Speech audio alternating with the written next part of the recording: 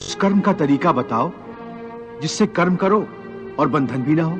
इसका बड़ा ही सहज तरीका है। तुम कर्म फल में आसक्ति मत रखो। यह कैसे हो सकता है? फल प्राप्ति की इच्छा तो हर कोई करता है। परंतु क्या इच्छा करने से मनुष्य को फल की प्राप्ति होती है? नहीं अर्जुन, क्योंकि फल तो प्रारब्ध के हाथ में है।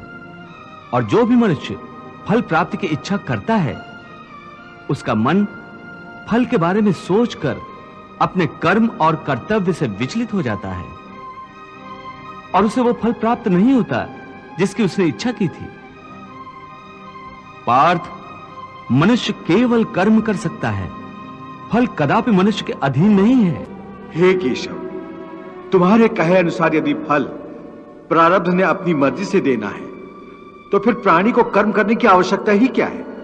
कर्म करने की आवश्यकता क्या है, यह जानने से पहले यह तो जान लो कि प्रारब्ध क्या है, प्रारब्ध कैसे बनती है।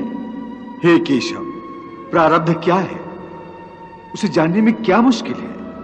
यह तो सीधी सी बात है कि जो भगवान की इच्छा है वही मनुष्य का प्रारब्ध होती है। नहीं अर्जुन, नहीं, यह धारणा सत्य नहीं है। क्यों सत्य नहीं है? क्योंकि मैं किसी के प्रारब्ध नहीं बनाता, ना मैं किसी प्राणी के कर्म अथवा कर्म फल के हिसाब में दखल देता हूं। इसलिए प्राणी की प्रारब्ध बनाने में मेरा कोई हाथ नहीं होता। फिर कौन बनाता है प्राणियों का प्रारब्ध? प्राणियों के अपने कर्म।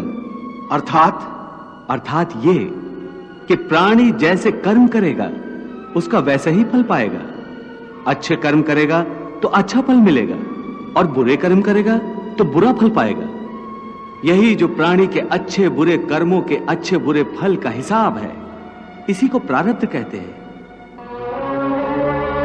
अपने पुण्य कर्मों के फलस्वरूप सुख और अपने पाप कर्मों के फलस्वरूप दुख प्राणी इसी जन्म में या अपने अगले जन्म में भोगना ही पड़ता है, वो टल नहीं सकता।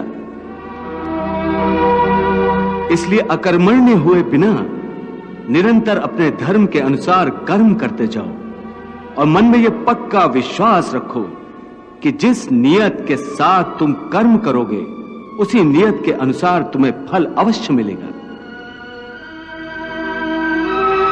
कर्म का यह अटल विधान है, इसमें कभी किसी के साथ अन्याय नहीं हो सकता।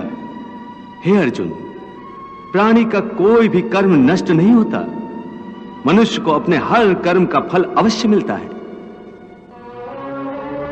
इस तरह प्राणी के कर्मों के अनुसार उन कर्मों का फल हर मनुष्य के प्रारब्ध में लिख दिया जाता है।